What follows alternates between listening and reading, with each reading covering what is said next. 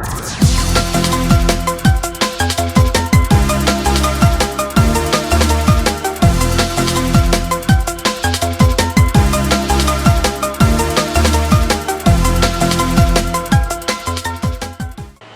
News में पंडित अशोक कुमार जी से आज हम चर्चा करेंगे सुंदरकांड के बारे में। सुंदरकांड क्या है, क्यों कराना चाहिए, सुंदरकांड का क्या महत्व है और क्या क्या सुंदरकांड के बारे में भ्रम है, वो सारी बातों के लिए चर्चा करेंगे। और क्या विधि है सुंदरकांड कराने की, ये हम पंडित जी से आज जानेंगे अपने दर्शकों के लिए। तो पंडित जी, ये आपका सीपीएन न्यूज़ में बहुत बहुत स्वागत है। पंडित जी, हमारे दर्शकों को बताएं सुंदरकांड के बारे में कि क्या है सुंदरकांड। नमस्कार। श्री गणेशाय नमः। देखिए, सुंदरकांड बहुत सुंदर कांड है। सुंदर जिसका नाम ही है। श्री रामचरितमानस में 5वां सोपान है, 7 सोपान है, उसमें 5वां सोपान है, उसको कहते हैं सुंदरकांड। सुंदरकांड के प्रथम इष्ट देव कौन है? श्री हनुमान जी बालाजी महाराज हैं।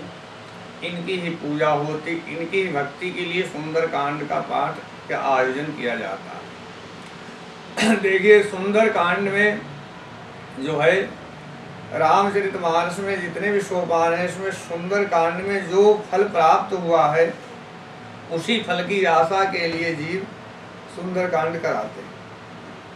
सुंदरकांड में हनुमान जी महाराज ने सीता माता की खोज लगाई है। सीता माता ने हनुमान जी महाराज को अभिष्ट फल की प्राप्ति दी है, जैसे कि अजर अमर गुण निधि सुत हो, अजर अमर का वरदान दिया है। 8 रिद्धियाँ, 9 रिद्धियाँ सिद्धियाँ, 8 सिद्धियाँ सभी प्राप्त होती हैं सुंदरकांड में। सुंदरकांड कराने से फल की प्राप्ति क्या है कि जैसे कि घर में कोई ग्रह दोष है, शनि की बाधा है, राहु की पीड़ा है, सुंदरकांड कराने से इन बाधाओं से मुक्ति मिलती है। क्योंकि हनुमान जी की भक्ति है, हनुमान जी की शक्ति है इसमें। सुंदरकांड कराने की विधि ये है, मंगलवार का दिन हो या शनिवार का दिन हो तो सुंदरकांड का महत्व ज़्यादा होता है, बढ़ जाता है। और दूसरी विधि ये है कि 12 बजे, दिन के 12 बजे के बाद में कराना चाहिए। ऐसा वर्णन आता है शास्त्रों में कि 12 बजे तक तो हनुमान जी महाराज राम का भजन करते हैं। अब जो भक्त भगवान का भजन करता है उसकी भक्ति करोगे तो उधर वो उसका ध्यान नहीं होगा। 12 बजे के बाद में हनुमान जी महाराज जो हैं भक्तों पे कृपा बरसाते हैं। तो 12 बजे के बाद में जब सुंदरकांड पाठ होता है उसकी भक्ति और शक्ति अलग होती है। और कलिकाल में प्रत्यक्ष 2 ही देव हैं, एक तो हनुमान जी महाराज आज भी हैं, क्योंकि सीता मैया ने वरदान दिया है, अजर अमर गुण निधि सुत हो, अजर अमर का वरदान दिया है। तो कलिकाल में हनुमान जी प्रत्यक्ष देव हैं। और दूसरे हैं गिरिराज जी महाराज आज भी हैं, जो लोग परिक्रमा करते हैं। तो सुंदरकांड इसलिए कराते हैं। अच्छा, इसके अलावा भ्रम जो है कि सुंदरकांड कराने से भूत प्रेत भाग जाएंगे, घर में यादि व्याधि है, गलत हवा है, दूषित हवा है, भाग जाएगी, तो भ्रम फैला रखा है। लोग आजकल ये भी कहते हैं बच्चों की शादी नहीं हो रही तो सुंदरकांड करा लो जी। बच्चों की शादी से सुंदरकांड कोई वो नहीं है। सुंदरकांड से मनोवांछित फल की प्राप्ति होती है। यदि उनके मन में ये है कि बच्चों की शादी के लिए सुंदरकांड करा रहे हैं तो वो कराएं। सुंदरकांड मन की जो इच्छा होती है वो पूर्ण होती है, बशर्ते मन की इच्छा सात्विकी होनी चाहिए। संसारिक विषय सुख की आशा से तो व्यापार हो गया, भक्ति नहीं हुई। निष्काम भक्ति होती है, सकाम भक्ति नहीं। सकाम तो व्यापार है, उससे कोई लेना देना नहीं है, उससे कोई वो नहीं है। सुंदरकांड कराने से घर में खुशहाली होती है, धन धान्य की वृद्धि होती है और दूषित हवाएं नहीं ठहरती, उसमें घर में भाग जाती हैं, यादि व्याधि से मुक्त रहता है। इसलिए सुंदरकांड कराते हैं। क्या है सुंदरकांड? वास्तव में सुंदरकांड में क्या वर्णित है, दर्शकों को बताएं। सुंदरकांड में वर्णित यह है कि देखिए, हनुमान जी की भक्ति है और हनुमान जी हैं भक्त भगवान राम के, और राम तो नारायण है, नारायण के भक्त प्रभु हनुमान जी, उनकी जब हम भक्ति करेंगे तो हनुमान जी प्रसन्न होंगे और राम जी भी प्रसन्न होंगे। जब दोनों प्रसन्न होंगे तो हमारे घर में खुशहाली आएगी। इसलिए सुंदरकांड कराते हैं, और सुंदरकांड कराने वाले को विधि विधान से करानी चाहिए सुंदरकांड। उसमें बहुत साफ सफाई का ध्यान रखना चाहिए। नहीं पंडित जी, अभी हमने आपसे पूछा सुंदरकांड क्या है, मतलब इसमें पूरी रामायण में सुंदरकांड का एक विशेष महत्व दिया गया है। सुंदरकांड वो क्या चीज है सुंदरकांड में ऐसा विशेष ये है, जैसे राम जी ने क्या किया, कहाँ गए, वो क्यों ऐसा करा जाता है, सुंदरकांड क्यों बोलते हैं उसको? सुंदरकांड ऐसा, जैसे रामचरितमानस एक वृक्ष है जी, और उस वृक्ष की जो जड़ है वो बालकांड है जी, और उसका जो धड़ है वो अयोध्या कांड है जी। और अयोध्या कांड जब धड़ हो गया तो उसकी शाखाएं जो है वो अरण्य कांड है, शाखाएं। प्रभु राम सब ऋषियों के आश्रम में गए अलग अलग, तो उसमें टहनी फूट गई। अच्छा, उसके बाद किष्किंधा कांड, उसके पत्ते हैं वृक्ष के जी, उसके पत्ते जो है किष्किंधा कांड है।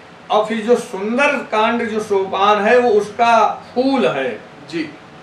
अब फूल सबको प्रिय होता है, फूल हम तोड़कर देवताओं को चढ़ाते हैं जी। तो इसलिए सबसे सुंदर वृक्ष का फूल होता है जी। इसलिए सुंदर कांड इसका नाम है। ये रामचरितमानस का वृक्ष का ये फूल है, पुष्प है जी। अच्छा, इसमें सुंदर कांड में क्या है कि हनुमान जी महाराज की भक्ति ज्यादा दी है, हनुमान जी महाराज की कथा ज्यादा है और हनुमान जी महाराज की भक्ति शक्ति इसमें दर्शाई गई है। और प्रभु राम ने हनुमान जी को भेजा है सीता माता का पता लगाने के लिए, तो समुद्र को पार किया है हनुमान जी ने, समुद्र को पार करके लंका में जाकर के सीता माता का पता लगाया, विभीषण से भेंट हुई है और माता सीता का पता लगाने के बाद में लंका को जलाया है, इस सुंदर कांड में ही है। और लंका को जलाने के बाद में सीता माता को मुद्रिका दे करके और सांत्वना दे करके धीरज बंधा करके और प्रभु राम के पास आए हैं। हनुमान जी महाराज सीता माता से चूड़ामणि लेकर के आए हैं और प्रभु राम को दी है। तो ये सब कथाएं सुंदर कांड में हैं, वर्णित है जी। इसीलिए सुंदर कांड का शक्ति ज्यादा है और भक्ति ज्यादा है जी। ये क्या विधि है सुंदरकांड कराने की, हमारे दर्शकों को बताएं। विधि ये है कि हमने आपको बताया दिन में दोपहर के 12 बजे के बाद होनी चाहिए, मंगलवार का दिन हो, शनिवार का दिन हो, तो इन दिनों में ज्यादा महत्व होता है। मंगलवार को हनुमान जी का पूजा की जाती है और शनिवार 2 दिन इनके हैं। क्या व्यवस्था करनी चाहिए सुंदरकांड और व्यवस्था ये करनी चाहिए कि क्या नाम संगीतमय कराए तो संगीत को बुलाए, नहीं तो बिना अपने एक ब्राह्मण को बुलाकर पहले पूजन करे। गणेश आदि नवग्रह सबका पूजन होना चाहिए, वो आवाहन पूजन स्नान पंचामृत बनना चाहिए, देसी घी के बूंदी का भोग लगना चाहिए। सुंदरकांड करने के बाद उसके बाद आरती करनी चाहिए, भोग लगा के प्रसाद को वितरण करना चाहिए। छोटे छोटे जो बालक हैं, लड़के छोटे छोटे जो पढ़ने वाले 8-10 की अवस्था में हो, उनको 8 मिल जाए, 10 मिल जाए, 11 मिल जाए, उनको जिमा करके मीठा भोजन करा के दक्षिणा देकर तिलक लगा के सिंदूर का, तो इस तरह से ये विधान है करने का, करना चाहिए उनको। बालकों को, पढ़ने वाले बालकों को भोजन करा के और दक्षिणा देनी चाहिए, क्योंकि वो लंगूर हैं, हनुमान जी भी लंगूर हैं, तो लंगूर का भोग लगना चाहिए। तो क्या सुंदरकांड कराने वाले को व्रत रहना अनिवार्य है? हाँ, व्रत रहना चाहिए उसको। भोजन जब भोजन हो, जब सुंदरकांड हो जाए उसके बाद भोजन करने चाहिए, तब तक वो व्रत रहे। और व्रत रहने में चाय ले ले, दूध ले ले, फल ले ले, ये ले सकता है, फलाहार रहना चाहिए, आहार अन्न नहीं लेना चाहिए। यदि रह सके बिना फल के तो रह ले, नहीं तो फल ले ले, एक बार 1-2 फल, ज्यादा नहीं जी। ये विधान है, ये विधान है। तो इसमें और जातक को और क्या क्या करना चाहिए इसमें? जैसे ये आपने बताया कि फलाहार ले, व्रत रहें और क्या हवन वगैरह भी होता है इसमें? हवन का कोई विधान नहीं। यदि हवन कराना चाहे तो हवन करा ले। हवन से घर की शुद्धि होती है, वातावरण शुद्ध होता है। सुंदरकांड में नहीं है? हाँ, देवताओं को भोग प्राप्त होता है हवन से। हवन से देवताओं को पुष्टि होती, बलवान होते हैं। लेकिन इसमें कोई ऐसा विधान नहीं है कि जरूरी ही हवन कराना हो। नहीं, तो जैसे आजकल के जो पंडित जी बता देते हैं बीच बीच में, तो वही हम दर्शकों को संपूर्ण और सही जानकारी देने के लिए आपसे हम बातचीत कर रहे हैं। तो ऐसा कोई विधान नहीं है इसमें? ऐसा कोई विधान नहीं है। विधान नहीं है। और सुंदरकांड कराने वाले यजमान को चाहिए कि वो संयम से, नियम से रहे और ब्रह्मचर्य का पालन करके कराए। और जो जिस वस्तु से भगवान का भोग नहीं लग सकता वो वस्तु घर में ना बने, तब तो कराने का फायदा है। ठीक है, नहीं तो अगर उसने गलत काम किया, जैसे कि कोई वस्तु ऐसा सेवन कर लिया जिससे भगवान भोग नहीं लगा सकते, हाँ, तो फिर गलत हो जाएगा। क्या नुकसान हो सकता है उसमें? नुकसान हो जाएगा ये कि हनुमान जी बहुत साफ सुथरे हैं, बाल ब्रह्मचारी हैं और देवता माफ कर देते हैं, लेकिन हनुमान जी माफ नहीं करते। इन्हें तो सच्चाई, सफाई ज्यादा चाहिए। जैसे बालाजी में जाओ तो वहाँ पे आपको प्याज और लहसुन के छिक्कल तक नहीं मिलेंगे, इतनी व्यवस्था है बालाजी के धाम में। मेहंदीपुर में हम जाते रहते हैं। तो इसी तरह घर में यदि सुंदरकांड कराए तो ऐसी वस्तु घर में ना बने जिससे हम भगवान का भोग ना लगा सकें।